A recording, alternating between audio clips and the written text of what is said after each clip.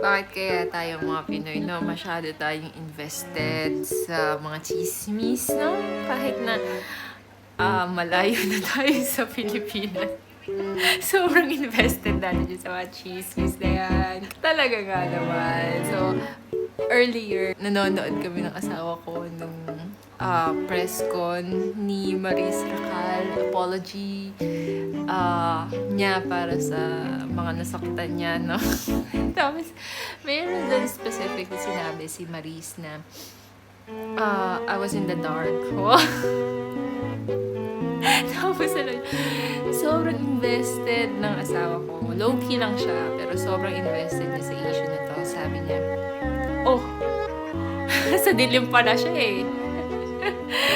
Nasa liwanag na siya dati. Pumunta pa siya sa dilim. Sabay kanta ng liwanag sa dilim.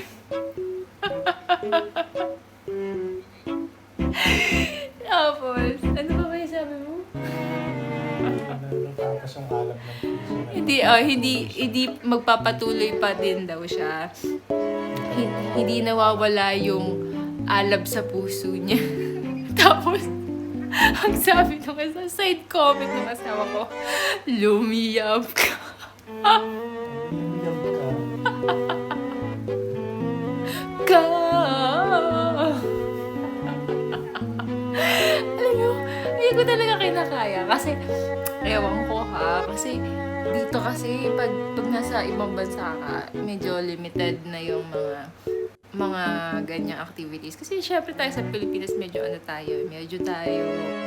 invested tayo sa mga ganyan. May mga kamarites tayo, may mga kaibigan tayo na nakakakwentuhan natin sa araw-araw. Pero pag nandito ka kasi sa abroad, iba yung perspective mo. Unang-una, wala kang kaibigan, wala kang kamarites. Makikibalita ka na lang sa Facebook kung ano na nangyari, ng mga buhay-buhay. Bossing, kamusta ang buhay-buhay? Tapos, ewan ko,